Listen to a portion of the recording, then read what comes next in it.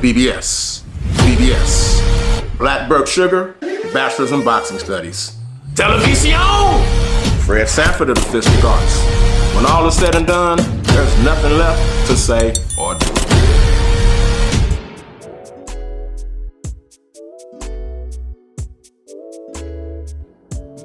REED-BBS. BBS. Man, y'all better leave Terence Crawford alone. 2023 REED-BBS. BBS. Performance of the Year winner. Undisputed welterweight champion. Pound for pound, the best fighter in the world. 1A, my dude, my bruh, my Tomodachi, now Oyaninoue, 1B. But getting back to Bud, he's starting off 2024 agitated, and understandably so.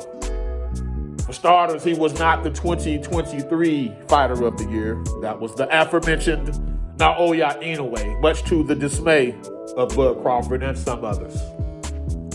Errol Spence, the win that catapulted Bud, the win that cemented Bud as the best fighter of the post-Floyd era. Comes out and says he had cataract surgery. He says, why you think Crawford hit me with so many jabs and hooks? Spence also said, yeah, I got my ass beat.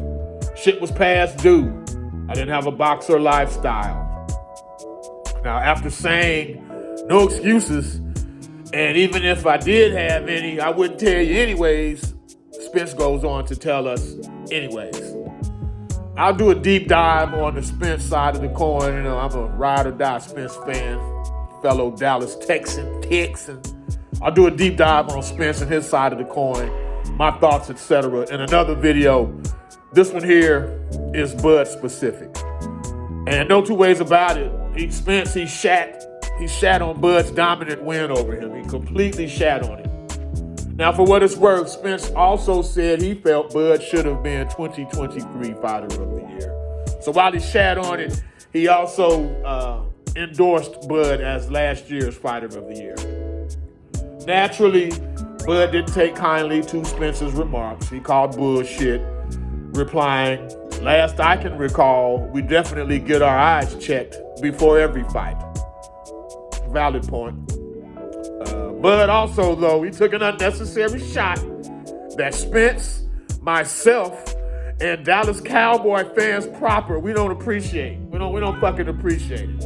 In the midst of an embarrassing playoff loss to Bud's Green Bay Packers, he tweets, and I quote, ooh-wee, this game looking like me and Errol Spence. They must have injuries. That's why we're winning, huh? Now, points for humor. But goddamn it, leave a man's favorite football team out of this, bruh. Come on, Bud. Hey, that's a low blow. That's a goddamn low blow, man.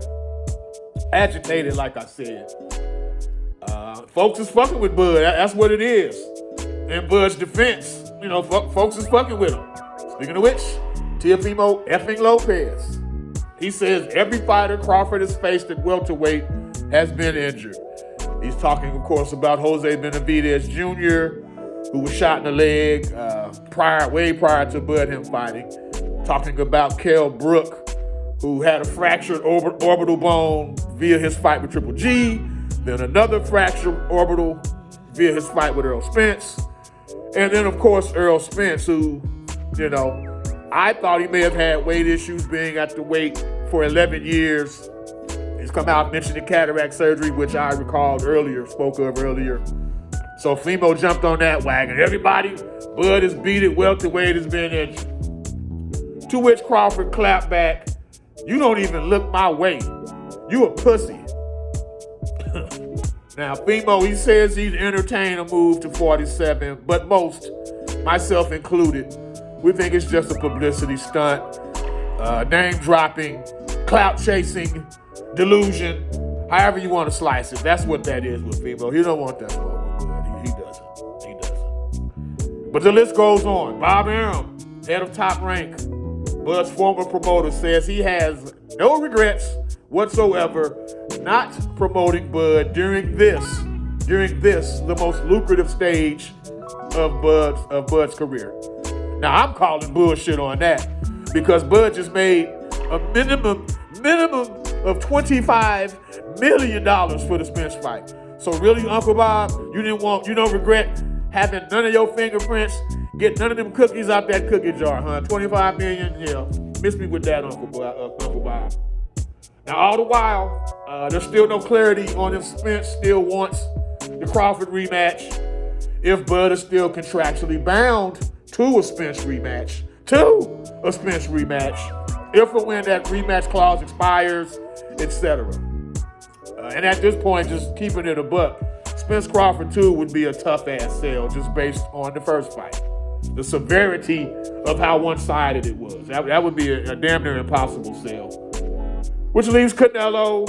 That's doubtful.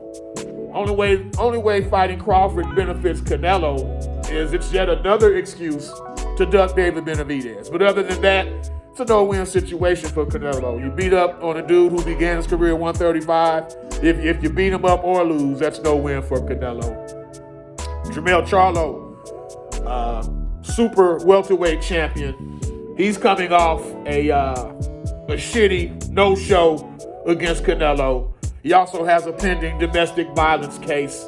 So to say the least, Charlo's name, it just ain't hot on them streets right now. It ain't popping right now. I don't know what's going on with him. How many more of his titles will be stripped?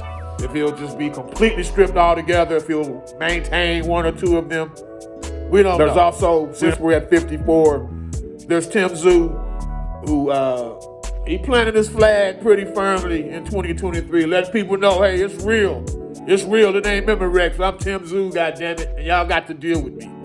So that's a quality fight for Bud, but it only makes financial sense in Australia.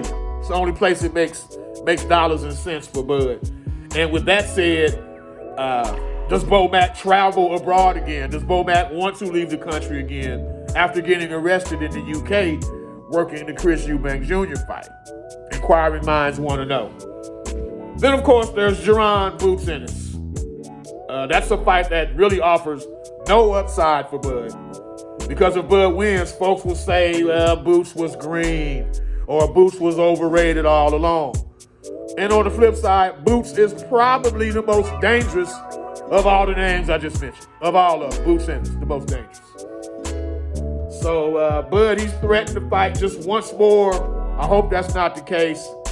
But at 36 years of age now, Bud's obviously way closer to the end of the road than he is to the beginning.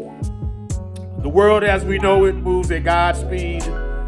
The boxing world, as currently constituted, moves at Bud speed. And I actually like an agitated Bud because it spells doom. It spells trouble for whomever his next scheduled opponent ends up being. I'll keep you up to date on that. Any new news, any old news, any in-between news, but we're going to keep it Bud speed. The phrase that pays for now is Bud speed. Bud speed. REED-BBS. BBS. Blackberg Sugar, Bachelor's in Boxing Studies. Televisión, Fred Sanford of the Fistic Arts. When all is said and done, there's nothing left to say